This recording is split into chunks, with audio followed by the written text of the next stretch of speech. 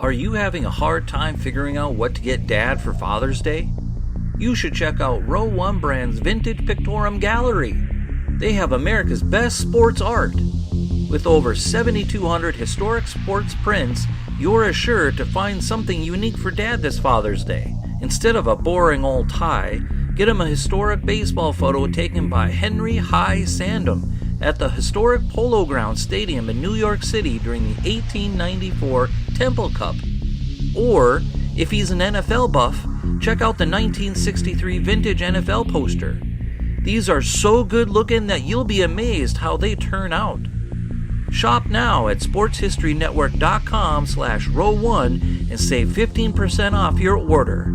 This podcast is part of the Sports History Network, your headquarters for the yesteryear of your favorite sport. You can learn more at sportshistorynetwork.com. On December 30th, 1962, the Green Bay Packers strolled into Yankee Stadium to defend their NFL championship against the New York Giants. This Lombardi-led team was ultimately successful in defeating the Giants 16-7, but the outcome of this game would end up being a victory for all NFL fans of the future, and it all revolved around a family with the last name of Sable.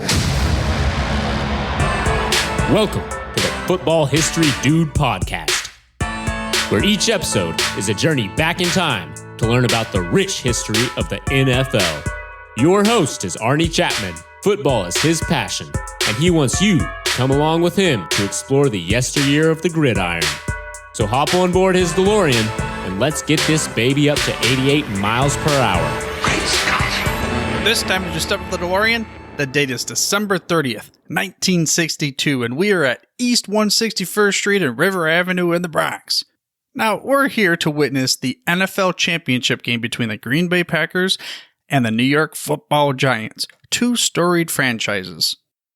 It might not have seemed like it at the time, but they would not face each other again in the playoffs for over 4 decades. A game that, quite honestly, this week's guest probably wants to forget, because that would lead to them going into the Super Bowl and the Eli Manning to David Tyree beating the Patriots and all those types of things, but that's not what we're here for. We're here because there are 17 members of the Pro Football Hall of Fame between these two teams. On the field, a coach, an owner, and 15 players. But something else might be lost in the shuffle of this game, because it's something important for not just the Green Bay Packers and New York Giants fans, but for all the NFL fans for the future. Because you see, there was at least one more Hall of Famer on the field that day. Maybe two. We'll get to that later. And this would ultimately launch what would become NFL Films. Our first Hall of Famer, Ed Sable. He contacted Pete Rozelle, and he paid the NFL double what the going rate was to film this 1962 NFL championship game. It was a smashing success, and later the NFL would buy the production company and call it, you guessed it, NFL Films. The reason why I say maybe 2 Hall of Famers is because I'm not 100% sure. I think, but I couldn't find it for sure, that his son Steve Sable was also on the field for that game. Or if he wasn't on that game, he started at least a couple years later. No matter the details, though, the result of this would be the same. Ed's company, which at the time was called Blair Productions, because it was named after his daughter, would become the NFL Films.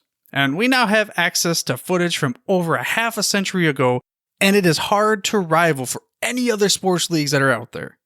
And that's where we bring in this week's guest, Joe Zucco. Now, Joe is a producer and director over at NFL Films. He has been able to work on some great projects, some of which include Hard Knocks, the Great Brady Heist, and the NFL 100 All-Time Team as part of the NFL celebration for the 100th season. Speaking of the NFL All-Time Team, would you be interested in a box set of this film? If you just put your hand up and you said yes, then you're in luck, because Joe is helping us with another contest. And if you want to be one of the lucky winners of this box set of the NFL 100 All-Time Team, well, all you have to do is head over to sportshistorynetwork.com/contest. And don't forget, there are ways for you to earn multiple entries into this contest. Again, you got to head over to sportshistorynetwork.com/contest. Also, while you're at it, if you like this show, please consider leaving us a review and rate us on your podcast player of choice. And I got to tell you this. don't forget to mash that little subscribe button on your podcast player of choice. That way you get the hottest, freshest off the press episodes each and every week. But for now, let's get into that interview that I've been talking about with Joe Zucco. So one of the first things, too, I wanted to ask is, how does a kid from a small town grow up to get his dream job? Tell me that story.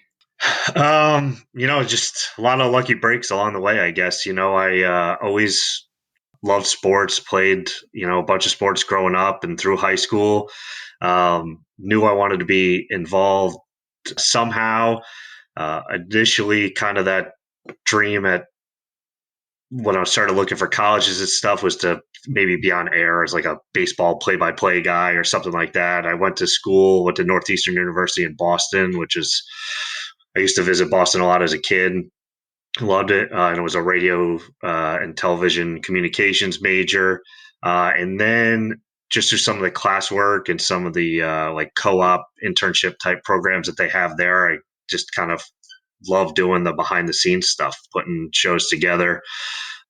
So that was great. And through some of that experience that I graduated with, because of the way Northeastern has their co-op program, I was able to get a job at a local TV station that I had worked at in college as soon as I graduated. And then about a year or so later, I turned that into a job with ABC Sports in New York, back before everything was under the Disney umbrella, was collapsed into ESPN. And I got to do a lot of live sports coverage, just as a production assistant on college football and then golf, which was great.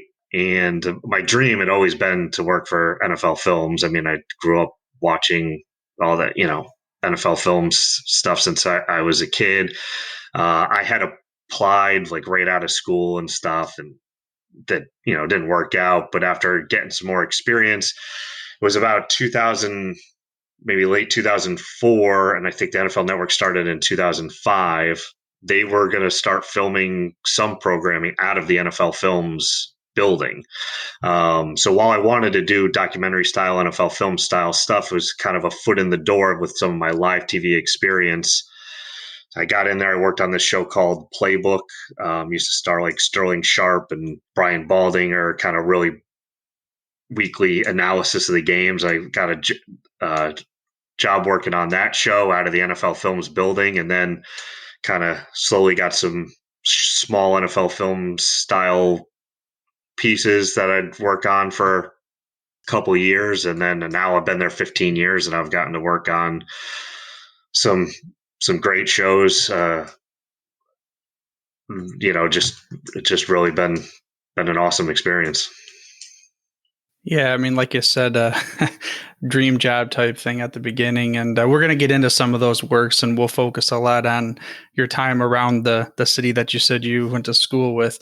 But first, legendary last year. Unfortunately, we didn't get to see the Hall of Fame enshrinement. This year, we'll get to him. Steve Sabol, how much did you get to work directly with him?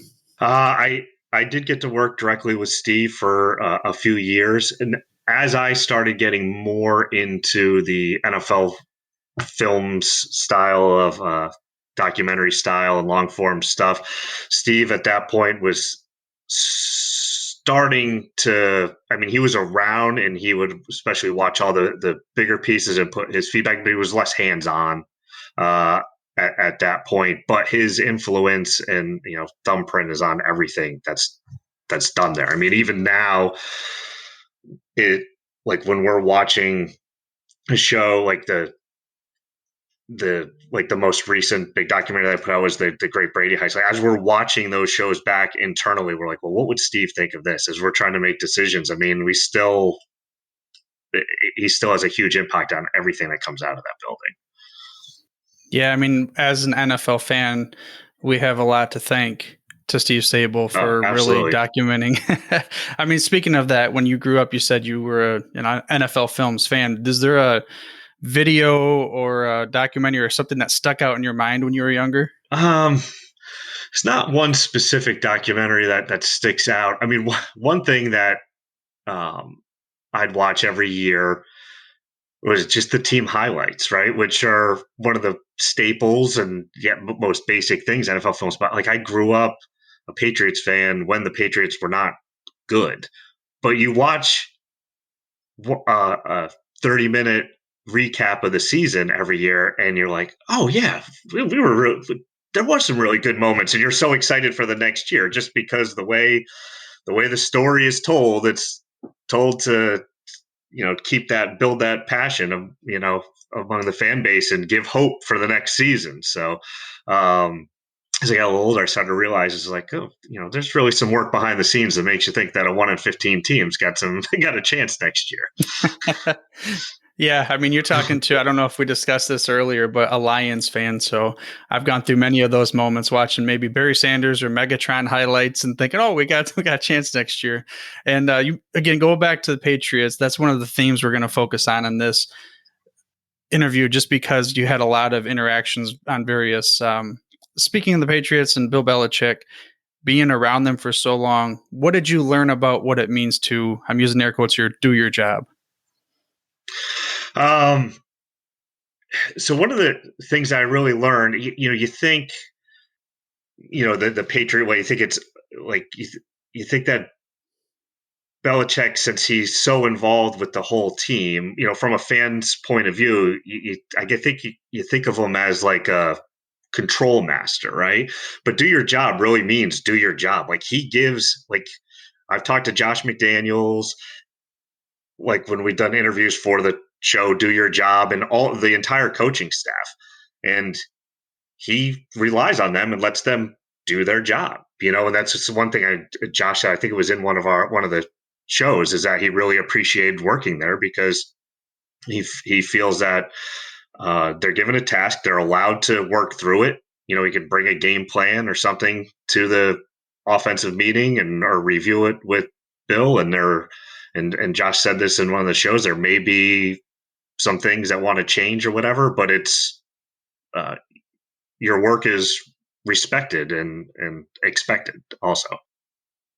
Yeah, and that you brought that up too. The fans often think that Bill Belichick is, I don't know, what's the best word, micromanaging the entire operations. But on the Right. contrary, like you said, do your job. And just like a commander on the battlefield that has so many different units and battalions that he's controlling, but he says, okay, you're in charge of this. And you, again, like you said, do your job. And we got to see a little bit different side of Bill Belichick. We'll get into in the NFL, the all-time 100 team, which again, that video that you guys created, that was fantastic, bringing all of those legends together to talk about, again, 100 greatest individuals of all time in the NFL. I wish Steve would have been there for that. Yeah, I do as well.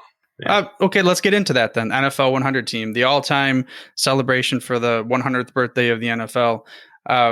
In our pre-interview, you kind of mentioned it was, I guess you call it a hybrid between a studio and a documentary. Like, what did you mean by that?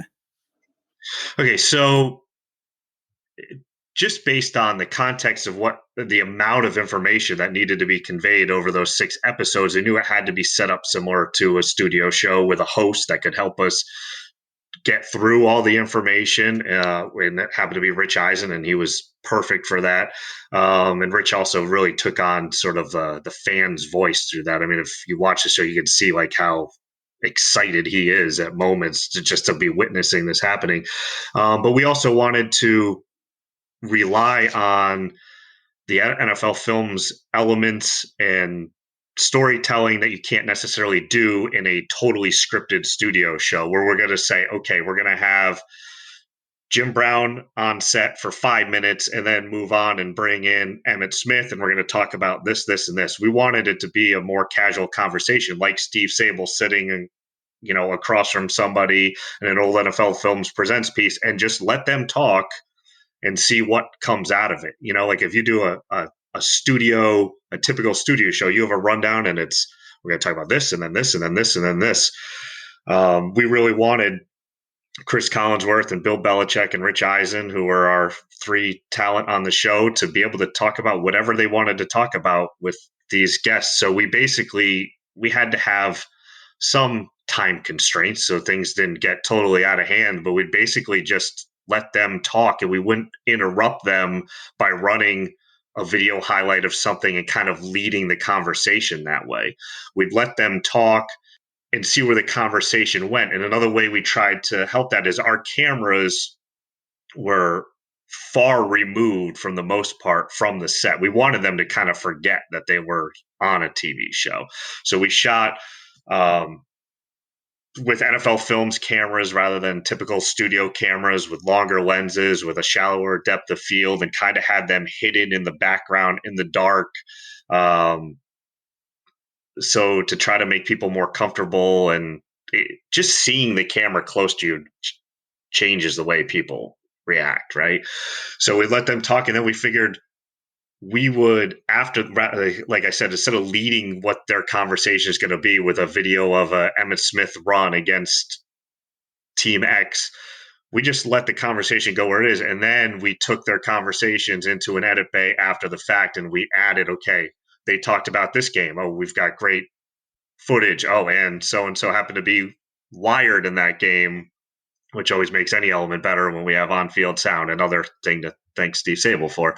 So we'll splice some of that in into their conversation. So it was, we came out of recording each episode with like the bones of a studio show, and then kind of made it more into a documentary style feature by the way we were able to embellish what they talked about with our, documentary style elements. How much time did you have?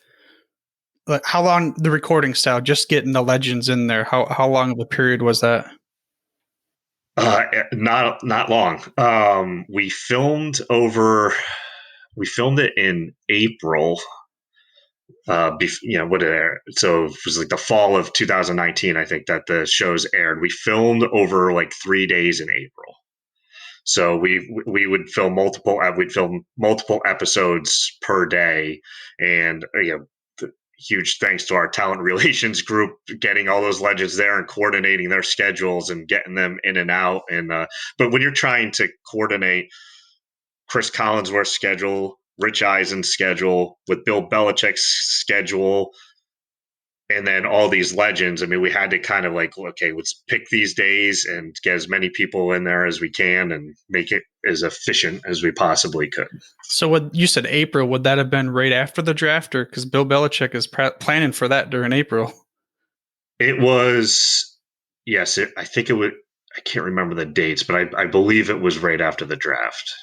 Or I think it might have been the end of April and like the first day or two of May. Yeah. I mean, that makes sense because like it's rated, it's at lull time, even though it never ends. Exactly. That's that little, yeah. And pre-mini camps and any of that stuff. It was in that post-draft pre-mini camp window. Yeah. But still trying to coordinate.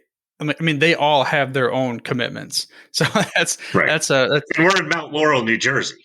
Like we're not in LA or something, like it's getting everybody there is a little different than getting them into New York or something like that. Right. Yeah. It's definitely a cool feat. And then that's just, I guess you could say, when the show really begins for a lot of your production team, like how long does it take for post-production for something of that magnitude?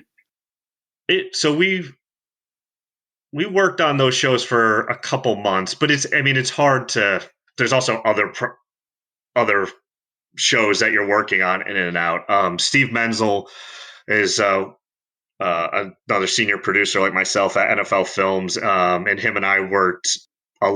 We did most of the post production on those shows, so we kind of split them up and worked off and on them from May through September, really through the start of the season.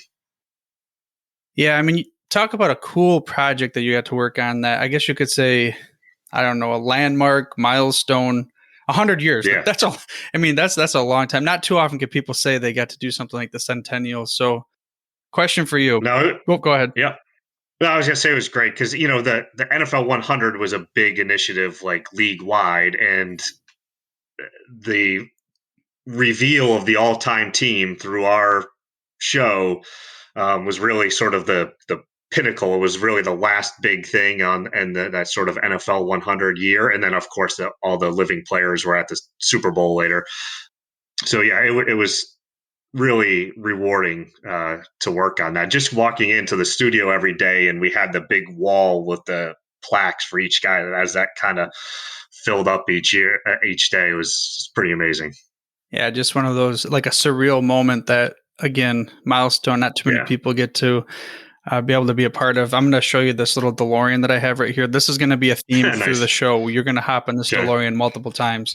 So now, though, this is different. Normally, I ask people to go back in time. You're going to go forward 30, 40 years, whatever it is, and you're sitting around I don't know if they're going to have fires at that point or if everything's going to be digital, but you're going to be around a fire with your grandkids, maybe even a great grandkid. Okay. And you're going to tell them and relive the story. They said, hey, I pulled up this old thing called a Blu-ray DVD. What is this? And I watched this NFL 100. That was cool, Papa. What was it like? Tell them the story about that.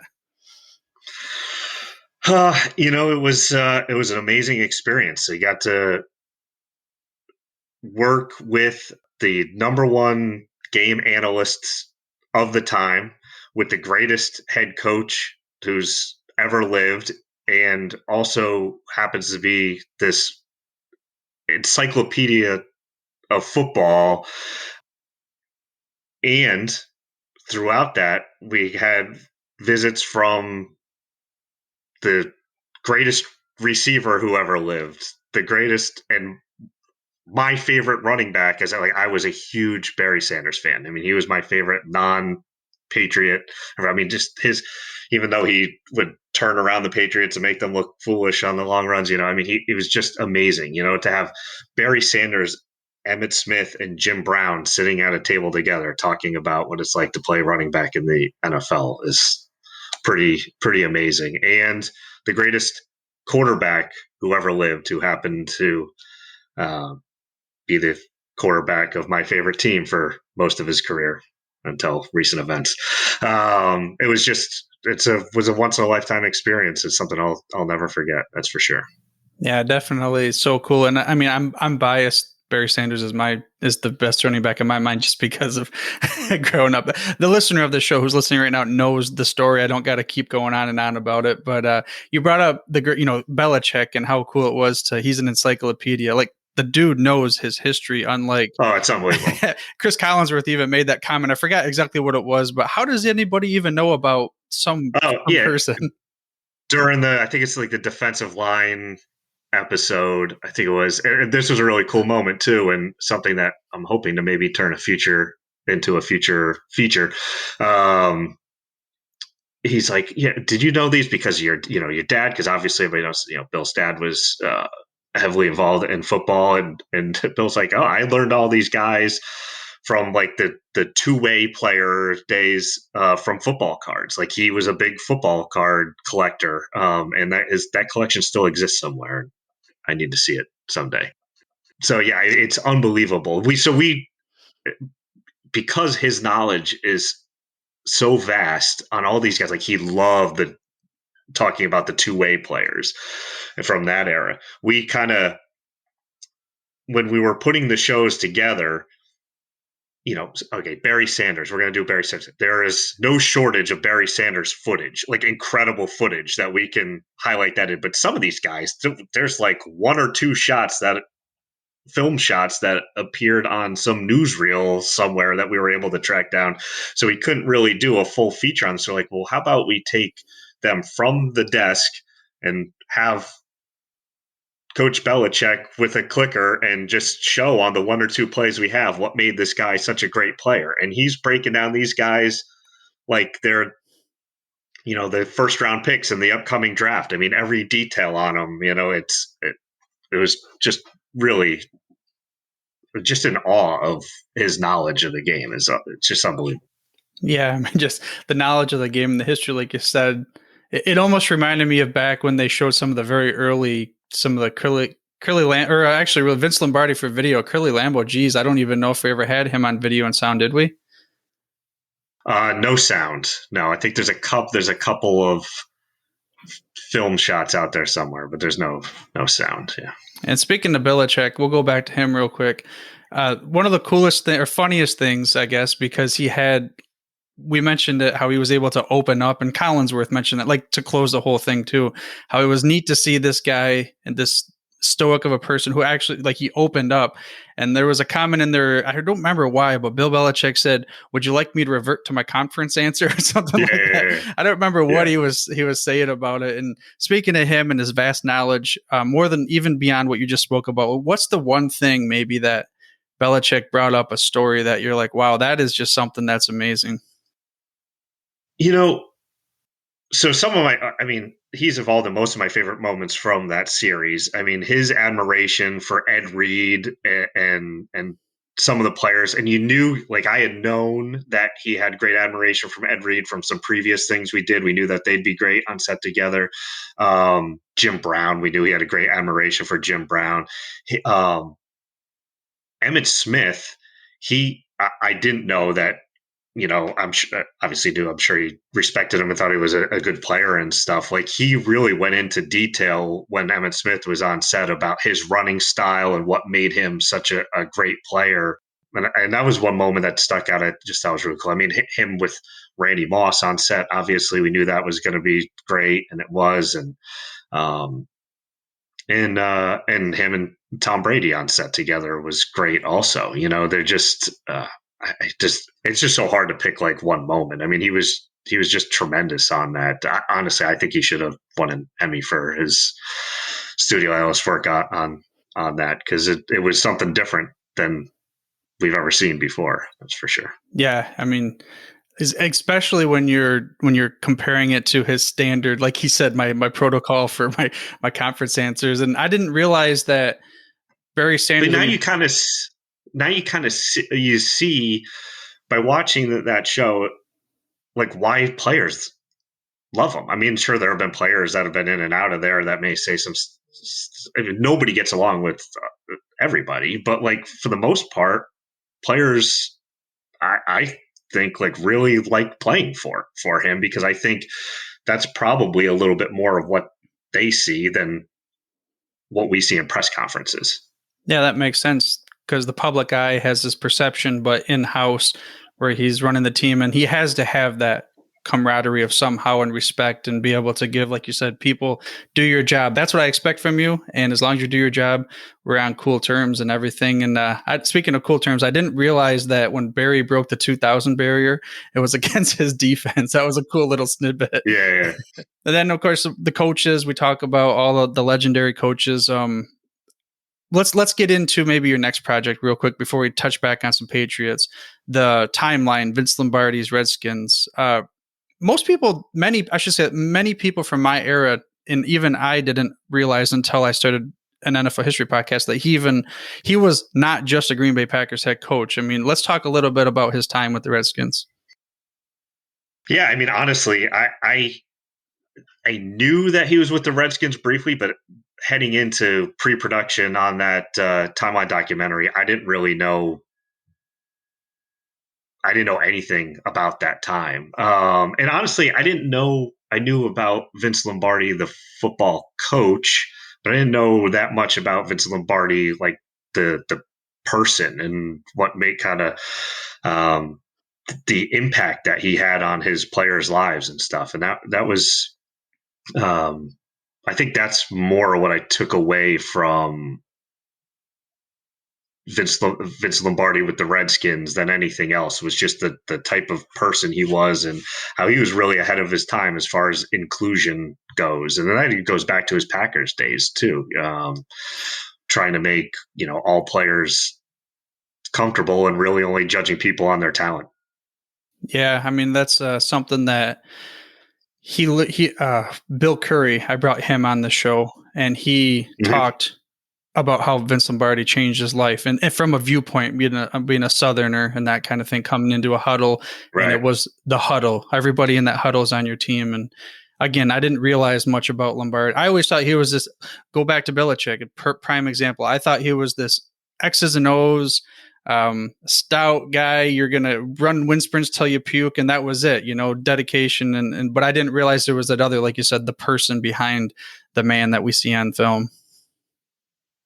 Yeah, one of the things that I really learned researching that film was that he faced a decent amount of discrimination in his childhood and growing up and even into college. So that really shaped his views on things, and he just didn't accept discrimination in his locker room or from anybody. I think his personal experiences really opened him up to being an inclusive leader, like you said. I think almost everybody thinks of him, and it's a seal here and seal here, and then run it up there. That's all you think of in this really hard-nosed football guy. But there was another side to him. Yeah. Speaking of research, real quick, we'll give Chris Willis a shout out on the show because I'm sure that he helped you out a little bit there. Absolutely. Yep. Yeah. Chris is a huge part of everything we do at NFL Films. Yeah. And so Chris Willis in charge of head of research. Speaking of research, an long time ago, we'll kind of transition into your next more recent big time documentary, Stolen Artifacts. That's not a new thing. I mean, during wartime, No. the British Museum, all these countries want their stuff back and everything. But this is a different type of artifact. But I saw how you said it didn't mean anything to Mexico, just a T-shirt, but the Great Brady Heist. Let's jump into that. Yeah, that was a really fun project to work on. Different than most of this, pretty much anything we've done at NFL Films, which is great to always kind of change styles and a little bit. But it was one of those things where initially somebody had brought up, what do we do? What about we do a documentary on Tom Brady's stolen jersey? And they're like, well, how are you going to get a whole documentary on that? But then as you start doing research, and we had production partners on this one as well, which is another thing that made it a little bit different. Religion of Sports, which is a company Tom Brady is a founder in, was involved in this as well. And Fox, where it ended up airing, has a film division called Magnify.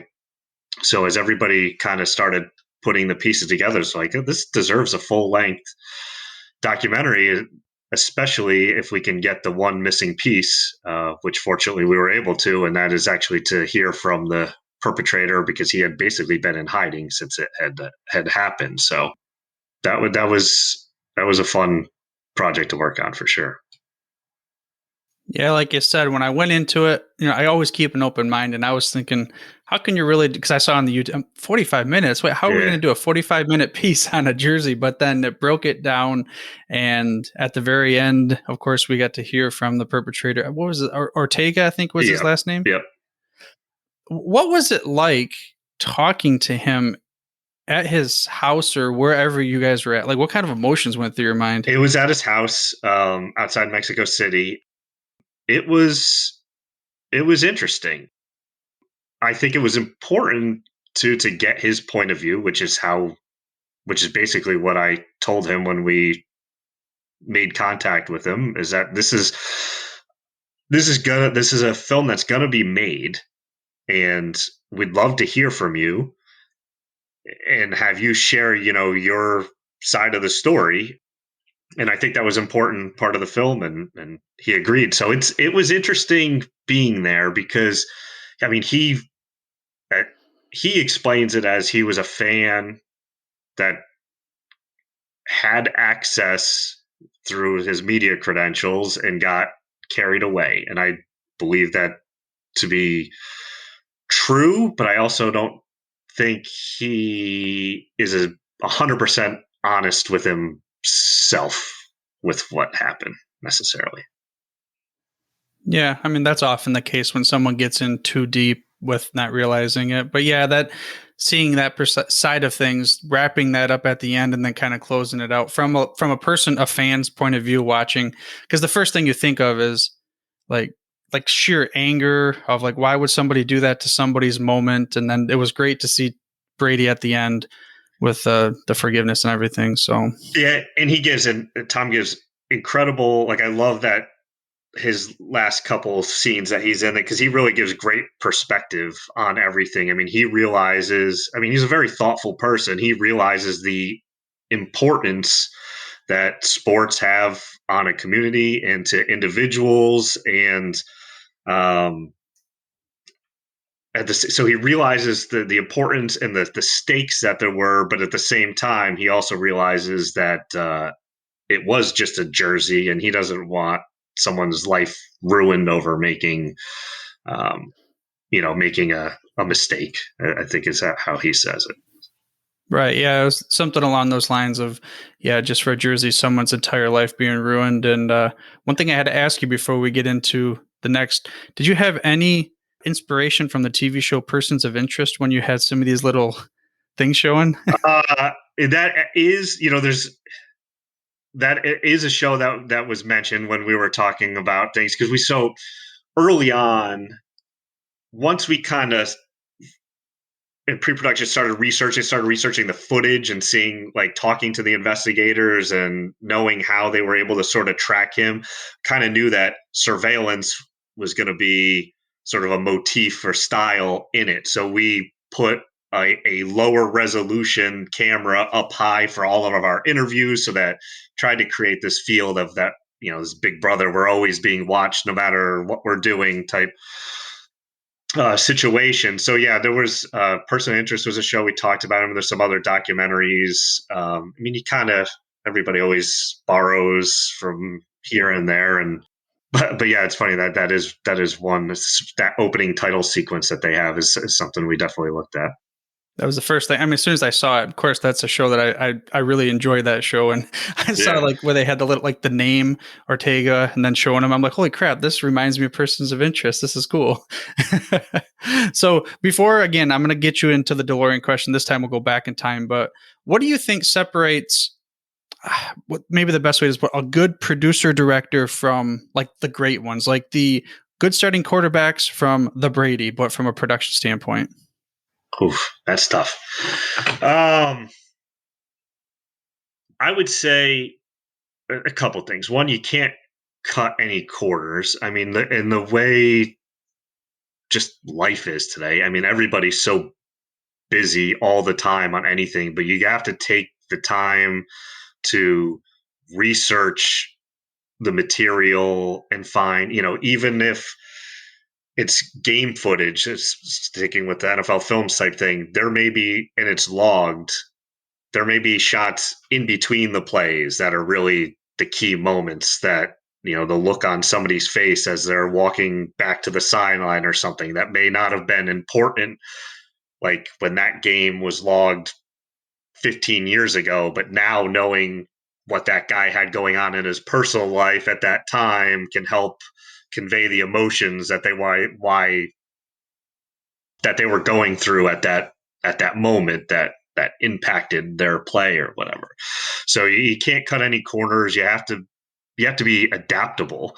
Like, a lot of times you get into a documentary with an idea of, okay, this is our story, but then as you start interviewing people or start researching the footage, like, oh, this was our story, but really this is the story. So you got to be able to veer off and kind of identify what that best narrative is. And then I would say being able to, especially working like where I do, so most of the things that we tell stories about NFL Films, people already know the results, right? Like, we do the highlights for Inside the NFL every week. People know those game results and they've seen highlights on Sports Center and everything else. But our job is to tell the story in a way that it hasn't been told before. So, like I said, most of the things, people knew that Tom Brady's jersey had been stolen and they knew that it had been returned, even if they just heard it on a passing glance on Sports Center or something. But my job was to tell that story in a way that nobody had heard before. Yeah, I think you did a good job there too, because there were so many more. It was cool to see the different types of layers and to see the different, even the security guy with the Irish accent and just all these different types of things. It was, or whatever accent it was. Where was he from again?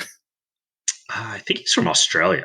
Yeah. Okay. Yeah. He definitely was a different type of an ear. And speaking of good to great and having a great production crew. So now I do get to hop, except this DeLorean I don't think is big enough for you and a whole bunch of other dudes. So we're going to modify this and create the John Madden Cruiser. We're going to modify with a flux capacitor. You can take an entire crew with all of your modern day technology to any point in NFL history, and you can create a film for that moment? Well, that's tough. Any say in NFL history. Honestly, I think, and this kind of, and this is something we have done a lot on, but when you talk about the modern technology putting a totally different spin on it, and it pains me because, as I said, I am a Patriots fan, but I would go back to Namath's guarantee and the Super Bowl win, because I think if you had Namath wired in that game, if we have like a Super Bowl, I think we had 14 players wired for sound in this most recent Super Bowl. I mean, if we have, and then you get a bunch of the Colts players and you hear what they're talking about on the sideline about, you get to see, like, were they overconfident in that game? What was Namath saying on the sideline to the players to get them to buy into that they could win the game? And because and the reason I picked that is, the Jets winning is kind of what made the NFL, post merger, like the NFL that we know it now, where all teams are equal. It's not like, well, these are the new young kids on the block and they don't really stand a chance versus the establishment. Yeah, no, so that would be a good one, like you said, especially with the wires on the sidelines. I mean, yeah, I've asked a question to many people, like, what moment's your favorite moment in NFL history, or where would you go back to? And of course, it normally is either the founding, that game, the 58 championship. Like, those are the big ones. Yeah, 58 championship. Yeah. Even with, so my very first ever, I'm using air quotes again, interview was I caught Chris Berman for like 3 minutes or 5 minutes at the Pro Football Hall of Fame, and I was super nervous. I'm sitting there probably shaking my microphone, and I asked him, what's your favorite football moment of all time? And that's what he brought up was, I'm going back to, and I'm going to, relive that moment and that kind of thing. I don't remember the details off of hand. Right. Me, if I had one thing I would love to do, and of course it'd be so hard to really get, you'd have to really go back in Madden's Cruiser with the flux capacitor, because the founding of the NFL, I want to hire the guys. There's I can't remember the name of the production crew, but there's a documentary, The Men Who Built America, from the History Channel. I've watched some of it. Yeah. Oh man, now granted, that's just one of many that are amazing. So I don't want to like put down any others, but just the way that they put those 5 individuals together from the Men Who Built America back in like the late 1800s, it was just cool to see them interweave their stories. I think the same thing could be done with like the George Halas and that kind of thing, and the Curly Lambeau at the very beginning of the NFL. But again, we wouldn't have the live footage. So, but no different than with the Men Who Built America. They didn't have live footage. Like I said, I'd like to maybe reenact it like that. So down the road, I might be hiring Joe to create a video for me, but that's like way down the road. So speaking of that, before we move in, who you said 14 players, like who do you pick? You can only pick 4. Like, how do you make that decision on who to wire? Well, I don't make that decision. So, obviously NFL Films will have the players that we want. I mean, obviously we'll have a list of guys that we'll want, and some of that will be made on who's kind of the hot players at the time, who's the stars. Also, we learn a lot from, sometimes we'll wire a guy in a early season game a couple years ago, and it'd just be like, you talk to the team PR guys and be like, hey, who do you think would be a good wire? And they give us a guy, and then you just like, you hear him like, oh my God, that guy's personality is incredible. Like, he's just a great wire. So we'll go back to them, because there are great players that don't talk a lot during the game. So it's still nice to have them wired occasionally, because that also means that there's a camera ISOing them the whole game. So even if they're sort of a silent assassin defensive back type thing, you're going to get an incredible shot of every big hit they have, or them jumping the route to pick off the pass and go back. So that's nice, but a lot of it is personality based as well. I think the teams will offer certainly input on more than one occasion on who they'd want us to wire. Yeah, that makes sense. I mean, like you said, the personality, I don't know for sure, but Barry Sanders may or may not have ever been wired, just for the fact I don't think he was. We also didn't do a lot of them now. We do a lot more than we ever have, which is great. I mean, it's one of the things that I think fans really love. I mean, we produce a whole show for, I haven't worked on it in a few years, but it used to be called Sound Effects and aired on NFL Network. Now there's a new version of it that airs on YouTube. I can't blanking on the name of it right now, but it's just the game through 2 or 3 players that are wired point of views. Basically, and like I said, our job is to. People know the score of the game already when they're watching our stuff. They know what happened, so our job is to show it in a different way, and hearing directly from the players on the field as the game goes on is certainly a different way to show it. And people love access to anything now, and there's no greater access than having a camera ISOing a guy with a mic on him in the huddle and every play, and while he's sitting on the bench talking to his position coaches, figuring out what's coming up next. It's certainly a great tool that we have. Yeah, and I don't watch the other sports, so I wouldn't know, but I don't recall ever watching them when I was even growing up or even more recently, like that they really do that much. Maybe in baseball they talk to the manager. They're starting to more in baseball. Especially, I know I've seen over the last couple of years in spring training, baseball will have guys mic'd up. And